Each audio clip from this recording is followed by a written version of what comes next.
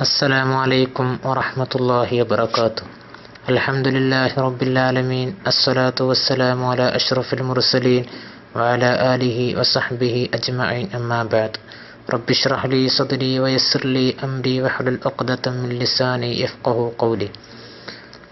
പ്രിയപ്പെട്ട മുഅ്മിനീങ്ങളെ, സർവശക്തനായ രാജാതിരാജനായ തമ്പുരാൻ നാം പറയുന്നതും കേൾക്കുന്നതും സ്വാലിഹായ കർമ്മമായി നമ്മിൽ നിന്നും കബൂൽ ചെയ്യുമാറാകട്ടെ. ഒരു തുള്ളി വെളിച്ചം എന്ന പംക്തിയിലൂടെ നാം ചർച്ച ചെയ്യുന്ന വിഷയം മഹാന്മാരായ ഔലിയാക്കളെയും പണ്ഡിതന്മാരെയും മഹത്തുക്കളെയും കുറിച്ചാണ്. അവരുടെ ജീവിതത്തിലെ പ്രസ്തുത ഭാഗങ്ങൾ മാത്രമാണ് നാം ഇവിടെ ചർച്ച ചെയ്യുന്നത്.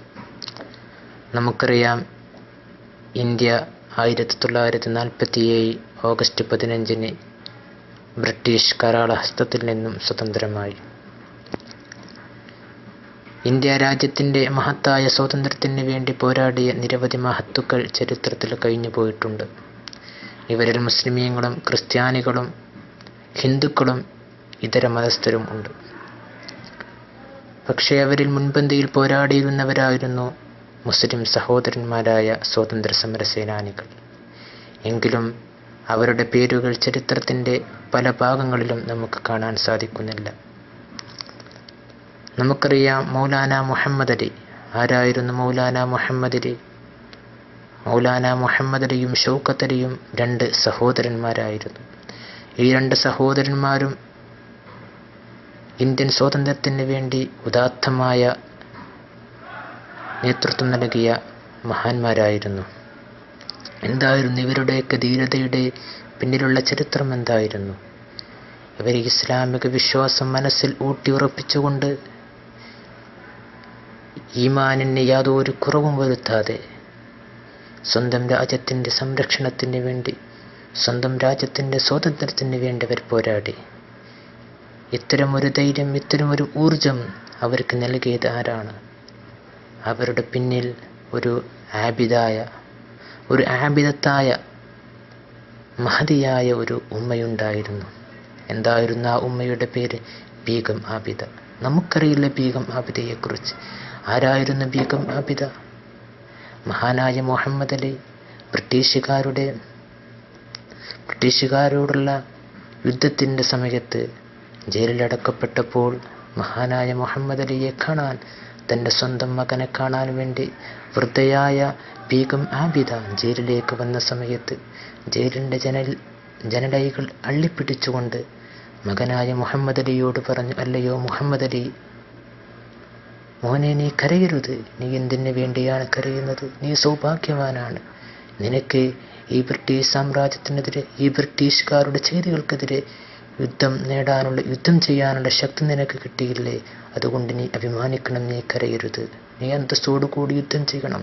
മരിക്കേണ്ടി വന്നാൽ ലാ ഇലാഹ ഇല്ലല്ലാഹ് എന്ന കലിമ ഉച്ചരിച്ച് അന്തസ്സോടുകൂടി മരിക്കണം മകനെ എന്ന് പറഞ്ഞ് ബീഗം ആബിദ എന്ന് പറയുന്ന ആ ഉമ്മ മകനെ ഉപദേശിക്കുകയാണ്.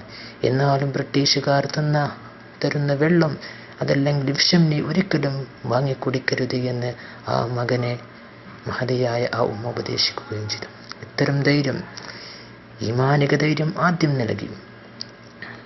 5 വക്ത് നിസ്കരിക്കണം, പരിപൂർണ മുസൽമാനായി ജീവിക്കണം, അതോടുകൂടി ബ്രിട്ടീഷുകാർക്കെതിരെ യുദ്ധം ചെയ്യണം എന്ന് ഉപദേശിച്ച ആ മഹതിയായ ഉമ്മ നിരവധി വിജ്ഞാനങ്ങൾ കരസ്ഥമാക്കിയിരുന്ന, നിരവധി ഗ്രന്ഥങ്ങൾ മനഃപ്പാടമുള്ള, ഖുർആൻ പോലും മനഃപ്പാടമുള്ള ഉമ്മയായിരുന്നു മൗലാന മുഹമ്മദ് അലിയുടെ ഉമ്മയായ ബീഗം ആബിദ. അങ്ങനെ മൗലാന മുഹമ്മദ് അലി നിരവധി സംഭവങ്ങൾ നമുക്കറിയാം. 20-ാം നൂറ്റാണ്ടിൻ്റെ മധ്യഭാഗത്ത് തുർക്കിയെ ആക്രമിക്കാൻ വേണ്ടി ബ്രിട്ടീഷ് സൈന്യവും അതുപോലെ മറ്റു സഖ്യകക്ഷികളും മുന്നോട്ട് വന്ന സമയത്ത് മൗലാന മുഹമ്മദ് അലിയുടെ നേതൃത്വത്തിൽ ഒരു മുസ്ലിം സൈന്യം, ഒരു മുസ്ലിം സംഘം തുർക്കിയിലെ മുസ്ലിമീങ്ങൾക്കെതിരെയുള്ള അക്രമത്തിനെതിരെ, ബ്രിട്ടീഷുകാർക്കെതിരെ പോരാടി. അങ്ങനെ ഇവരുടെ പോരാട്ടം മൂർച്ഛിച്ച സമയത്ത് മൗലാന മുഹമ്മദ് അലി ജയിലിലടക്കപ്പെടുകയുണ്ടായി. വിചാരണയ്ക്ക് വേണ്ടി കോടതിയിലേക്ക് കൊണ്ടുപോകുന്ന സമയത്ത് കോടതിയിൽ